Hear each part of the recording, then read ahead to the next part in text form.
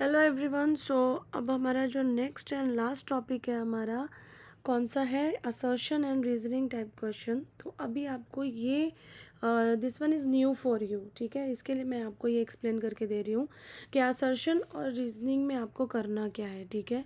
आपका असर्शन में क्या होता है कि असर्शन में एक स्टेटमेंट दिया होगा, ठीक है, और रीजनिंग में भी आपको जो है वो रीज़न में एक रीज़न दिया होगा, ठीक है। अब आपको करना क्या है कि आपको असर्शन के स्टेटमेंट को देखना है कि वो ट्रू है या फॉल्स है, और ऐसे रीज़न के भी जो है वो देखना है कि वो ट्रू है या फॉल्स है, ठीक है। आपके टेक्स्ट बुक में जो है वो असर्शन और रीज़न के लिए आपको जो है वो ऑप्शंस दिए हुए हैं। ऑप्शंस क्या है कि असर्शन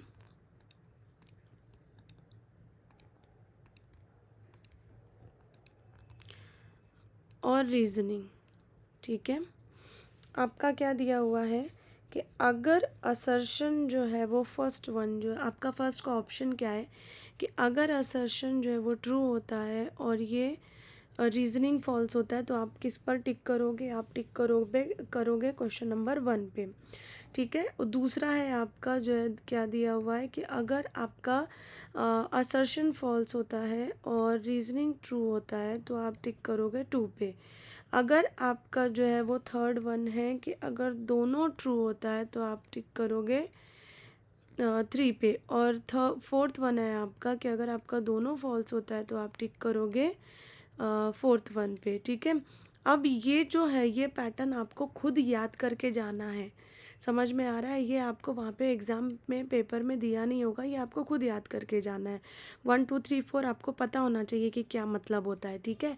अभी अगर मैं आपको एकदम सिंपल एग्जांपल लूँ तो आप मुझे ये बताओ कि अगर मैंने आपको ये बोला असर्शन में आपको मैंने दिया कि plants are green in colour, ठीक है। ये एग्जांपल बहुत ही सिंपल है और बहुत इजी है समझने में। मैंने असर्शन में आपको दिया है कि plants are green in colour, ठीक है। रीज़न में मैंने दिया है because they are having glucose, ठीक है।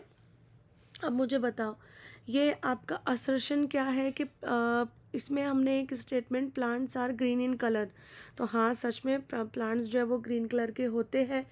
रीज़न में क्या बोल रहा है कि उसके अंदर ग्लूकोज जो है वो होता है, इसके लिए वो ग्रीन कलर के होते हैं।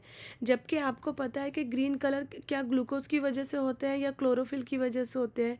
तो इसका मतलब कि अपना जो है वो पहला ट्रू है और दूसरा हमारा जो है वो फॉल्स है। इसका मतलब कि आप आंसर में क्या लिखोगे, फर्स्ट वन। ये मैंने आपको मतलब ये एग्जांपल दिए जिसमें आपको समझ में आ जाए इजीली, ठीक है। मैथ्स की एग्जांपल मैं आपको बाद में लेती हूँ। मैंने आपको अभी एक दो एग्जांपल इसीलिए सोचा कि रेगुलर लाइफ वाली दूँ ताकि आपको समझ में आए कि क्या कैसे असर्शन और रीज़न जो है वो हमें चेक करना है कि क्या सही है और क्या गलत है, और फिर आप कैसे डिसाइड करोगे कि 1 2 3 4 आपको कैसे लिखना है, ठीक है। और दूसरी एग्जांपल अगर मैं लूँ कि सपोज़ करो अगर मैंने आपको दिया है कि plants are green in colour और उसके नीचे अगर मैं लिखूँ कि because they are having chlorophyll, तो अब आपका जो है वो दोनों ट्रू ट्रू रहेगा, है ना। दोनों ट्रू है मतलब अब आप कौन सा ऑप्शन लगाओगे, अब आप थर्ड ऑप्शन लगाओगे, ठीक है। अब आप ये थर्ड वाले को जो है वो टिक करोगे, समझ में आ रहा है। तो ये आपका असर्शन एंड रीज़न टाइप का जो होता है इसमें दो स्टेटमेंट होते हैं और दोनों स्टेटमेंट आपको डिसाइड करना है, क्यों, ये आपके नॉलेज के ऊपर रहेगा। समझ में आ रहा है। अगर आपका नॉलेज एकदम करेक्ट है तो आपको समझ में आएगा कि असर्शन ट्रू है या फॉल्स है, रीज़न जो है वो ट्रू है या फॉल्स है, समझ में आ रहा है। तो अपना जो है अपने मैथ्स की वो टेक्स्ट बुक में अगर आप देखोगे तो अपने को जो है वो असर्शन के बहुत सारे क्वेश्चंस दिए हुए हैं बैक साइड पे, ठीक है। तो वो आप क्वेश्चंस जो है वो लेके आप उसको देख सकते हो कि असर्शन में क्या दिया हुआ है, तो आप उसको कैसे जो है वो डिफ़ाइन करोगे, ठीक है। तो अभी एक्सपांशन क्वेश्चन अगर अगर जैसे मैं एक्सपांशन लेती हूँ, ठीक है, और एक्सपांशन में ही अगर हम कोई इक्वेशन ले लेते हैं, ठीक है, तो उसको अपन कैसे सॉल्व करेंगे। अब लेट्स सी एक आधी एग्जांपल लेते हैं आप लोगों की टेक्स्ट बुक से। अभी देखो आपके हर चैप्टर में 5 5 जो है वो दिया हुआ है पीछे असर्शन के क्वेश्चंस, तो वो एक बार गो थ्रू हो जाओ आप लोग, ठीक है, एक बार देख लेना उसको। अभी फर्स्ट जो क्वेश्चन है आपका एक्सपेंशन अपना चैप्टर है, फोर्थ चैप्टर, उसका जो फर्स्ट असर्शन का क्वेश्चन है वो आपको क्या दिया हुआ है कि इफ़ ए स्क्वायर, ठीक है, -8ab a minus one is equal to zero. ठीक है, अगर आपका ये ऐसे होता है तो इसमें इसको सिंप्लीफाई करके उसने क्या बोला है, आप एक बार क्वेश्चन देख लेना। इसमें इसको सिंप्लीफाई किया और इसमें बताया कि a minus one upon a is equal to 8। ये बोला है कि this one is not true. ठीक है, ये जब आप इसको डिवाइड करते हो तो ये बोल रहा है कि this one is not true. ये बोल रहा है कि ये जो है वो ट्रू नहीं है। ठीक है, तो अब अगर आपको रीज़न इसके अंदर क्या दिया हुआ है कि if the division of each term of the equation a square minus 8a minus one is equal to zero is defined only when a is not equal to a is not equal to zero.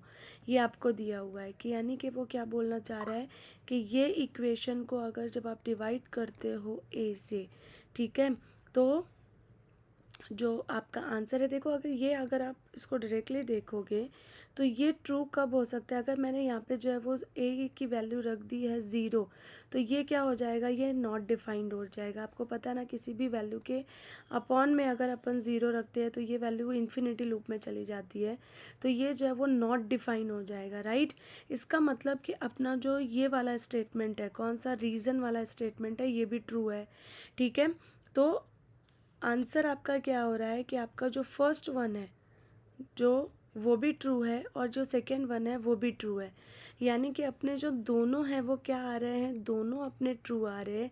इसका मतलब अब अपन कौन से question पे टिक करेंगे, अपन टिक करेंगे third वाले पे। समझ में आ रहा है, तो आपको ये हिसाब से जो है वो करना है। ठीक है, अभी नेक्स्ट वन जो है वो मैं देखो इसमें बहुत सारे क्वेश्चंस हैं। सेकंड क्वेश्चन अगर आप देखोगे तो उसमें जो कुछ एक्स प्लस ऐसे ही उसके अंदर भी दिया हुआ है और आपको जो है वो वैल्यूज़ जो है उसके अंदर पुट करके आपको बताना है। रीज़न में जो है वो आप वैल्यूज़ पुट करोगे और आप फाइंड आउट करोगे कि रीज़न उसका जो है वो करेक्ट है या नहीं और आपका असर्शन का स्टेटमेंट करेक्ट है कि नहीं। ठीक है, तो आप जो है वो एक बार चेक कर लेना। ठीक है, आप एक मरतबा जो है वो क्या करोगे, एक बार इसको गो थ्रू करो। ठीक है, गो थ्रू करोगे तो आप लोगों को ना समझ में आएगा। देखो ऑन द स्पॉट अभी आप असर्शन और रीज़न देखने जाओगे तो अभी आपको कुछ उतना समझ में नहीं आएगा। ठीक है, लेकिन आप इसको धीरे धीरे समझने की कोशिश करोगे। जो एग्जांपल अभी देखो, कुछ एग्जांपल्स आपको ऐसे लगेंगे कि कुछ समझ में ही नहीं आ रहा है, लेकिन कुछ एग्जांपल आपको लगेगी कि हाँ हाँ ये ट्रू हो सकता है, ये फॉल्स हो सकता है। यहाँ पे आपको समझ में आना स्टार्ट होगा और एक मरतबा समझ में आएगा तो आपको पक्का फिर आगे में कोई प्रॉब्लम नहीं होगी। ठीक है, तो ऐसे ही आप लोगों को जो है वो हर एक चैप्टर में कुछ 5-5, 3-3, 4-4 आपको दिए हुए हैं।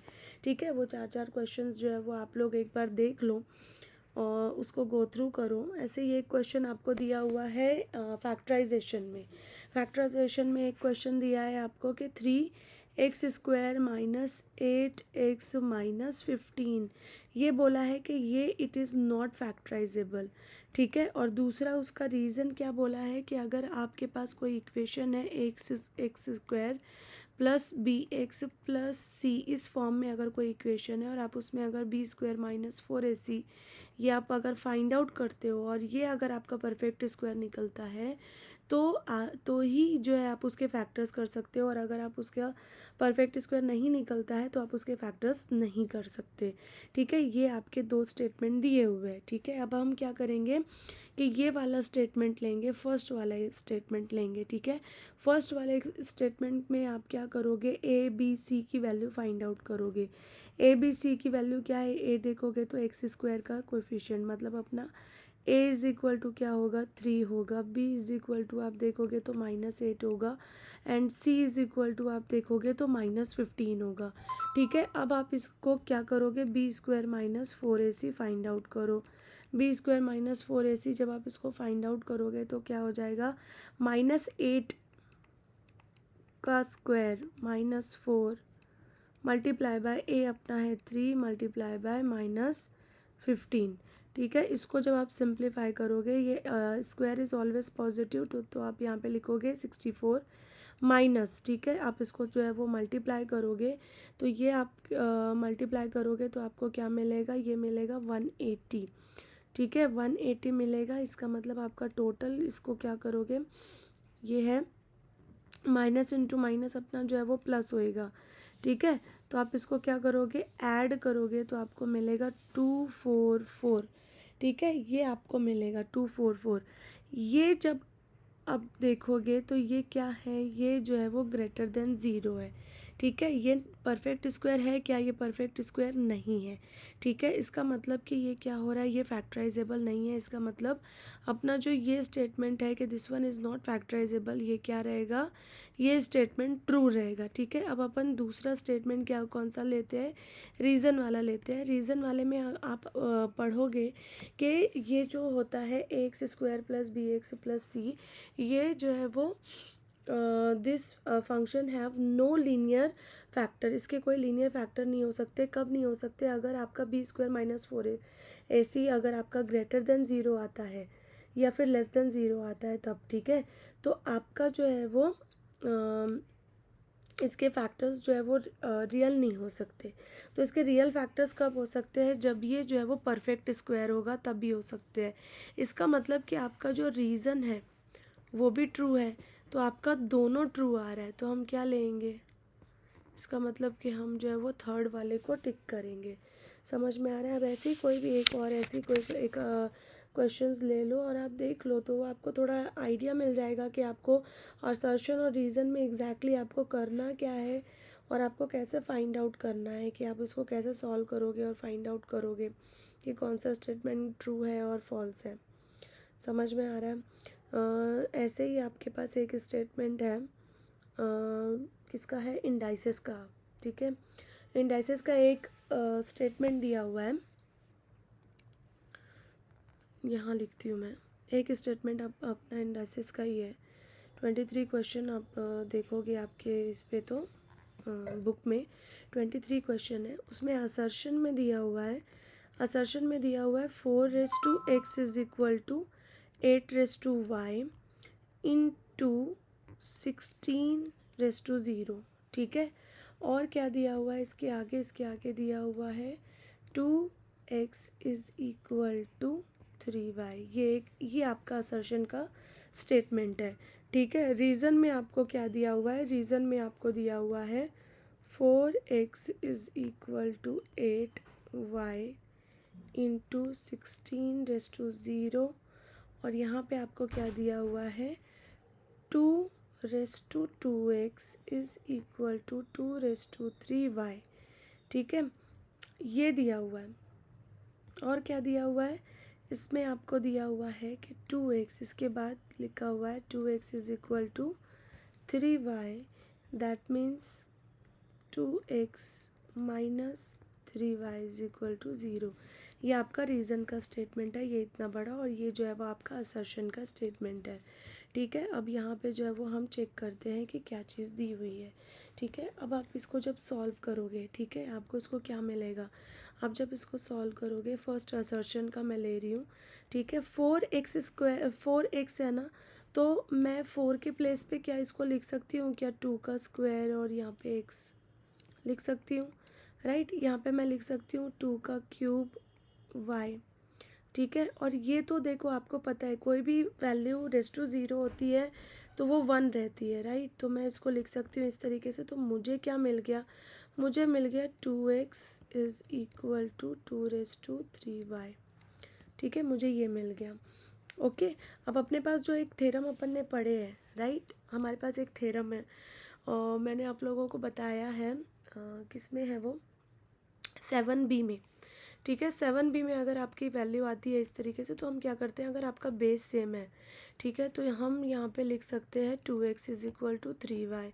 अब इस कंडीशन से, अकॉर्डिंग टू दिस कंडीशन अगर आप देखोगे तो मेरा ये स्टेटमेंट क्या निकल रहा है, ये स्टेटमेंट ट्रू निकल रहा है, राइट, ये स्टेटमेंट ट्रू निकल रहा है।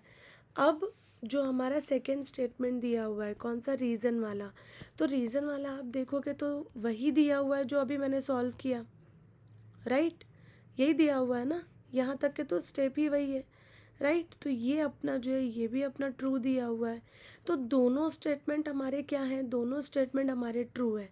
तो आप क्या करोगे, ट्रू पे जो है वो टिक कर दोगे, ठीक है। अब ऐसे डिफरेंट डिफरेंट, अभी तो देखो ये कोइंसिडेंस हो गया है कि अभी हमने जितने भी क्वेश्चंस लिए हैं उसके सारे स्टेटमेंट जो है वो ट्रू ही निकल रहे हैं, ठीक है। अब ऐसे ही कुछ और भी ले लो, कोई भी आप ले सकते हो कि जैसे अगर मैंने खुद ही अगर सपोज़ आपको एक बना के दिया, सपोज़ करो कि मैंने आपको जो है वो असर्शन और सपोज़ करो मैंने एक क्वेश्चन लिया है कि एक क्वेश्चन बनाते हैं अपन कि सपोज़ करो मैंने आपको एक क्वेश्चन दिया है कि एब्सेसा मेरा जो है वो सपोज़ करो एब्सेसा मैंने आपको दिया है कि वो है -3 और मैंने यहाँ पे दिया है कि ऑर्डिनेट जो है वो मेरा है 4। ठीक है, मैंने सपोज़ करो मैंने ये लिया है और मैंने बोला है कि this one will be in third quadrant. ठीक है, मैंने लिखा कि ये थर्ड क्वाड्रेंट में होंगे। ठीक है, रीज़न मैं इसका कि जो है वो देती हूँ कि क्योंकि वो दोनों इसके साइंस जो है वो मैं रीज़न में लिखती हूँ कि अगर आपकी जो है थर्ड क्वाड्रेंट में अगर दोनों साइन जो है वो निगेटिव होगा तो क्या होगा आपका, दोनों साइन अगर निगेटिव होता है तो ये आपका थर्ड क्वाड्रेंट में जाएगा। ठीक है, मैंने रीज़न में ऐसा लिखा है कि अगर दोनों साइन निगेटिव होता है तो। ठीक है, अब ये क्वेश्चन मैंने खुद ही बनाया है आप लोगों को समझाने के लिए कि ये असर्शन और रीज़न का क्या मतलब है। ठीक है, तो अगर मैंने आपको ऐसे दे दिया एब्सेसा आपका -3 है और 4 है, अब आप जब इसको चेक करोगे -3 एक्स एक्सिस और +4 मतलब पॉइंट तो यहाँ आ रहा है। अब ये क्या है, आपका सेकंड क्वाड्रेंट है। अब आपका सेकंड क्वाड्रेंट है मतलब कि ये स्टेटमेंट तो अपना टोटली क्या हो रहा है, फॉल्स हो रहा है। अब रीज़न देखो, रीज़न में अपने को बोला है कि माइनस माइनस अगर रहा तो वो थर्ड क्वाड्रेंट में रहता है। माइनस माइनस थर्ड क्वाड्रेंट में रहता है क्या, हाँ भाई रहता है। तो ये अपना ट्रू हो रहा है, यानी कि अपना क्या हो रहा है कि असर्शन अपना जो है वो फॉल्स हो रहा है और अपना रीज़न जो है वो क्या हो रहा है, ट्रू हो रहा है। इसका मतलब क्या हुआ कि आपका जो है वो सेकंड नंबर का, अगर आप लोगों को याद होगा तो सेकंड नंबर का जो है ऑप्शन आपको उसको जो है वो टिक करना रहेगा। तो ये इस टाइप के देखो अब बहुत सारे क्वेश्चन हैं, एक एक सॉल्व करते रहेगा तो प्रॉब्लम होगी, बट आप जो है वो एक बार उसको गो थ्रू कर लो उस क्वेश्चन को। ठीक है, उसको समझने की कोशिश कर लो कि उसको आपने जो है वो किस तरीके से करना है और उसके ऑप्शंस वगैरह देख लो क्या क्या दिए हुए हैं और किस तरीके से आपको देखो 1 2 3 4 आपको यही ऑप्शन दिए होंगे और आपको जो है वो फाइंड आउट करना है इसी में, और आपको 1 2 3 4 का जो फुल फॉर्म है वो लर्न करना है। तो ये सब चीज़ें आप देख लो और अगर कुछ प्रॉब्लम होती है तो आप पूछ सकते हो। ठीक है, तो ये हमारा जो है वो असर्शन का पार्ट यहाँ पे ख़त्म होता है। अगर मैं पूरे पे वीडियो बनाने गई तो बहुत लंबा वीडियो बनेगा, इसके लिए मैंने आपको बस क्रक्स ऑफ द स्टोरी बता दी है कि क्या मतलब क्या होता है ये असर्शन एंड रीज़न और आपको कैसे इसको करना है सॉर्टेड। ठीक है, तो वो बता दिया है, आइडिया मिल गया है तो आप आगे का कर सकते हो।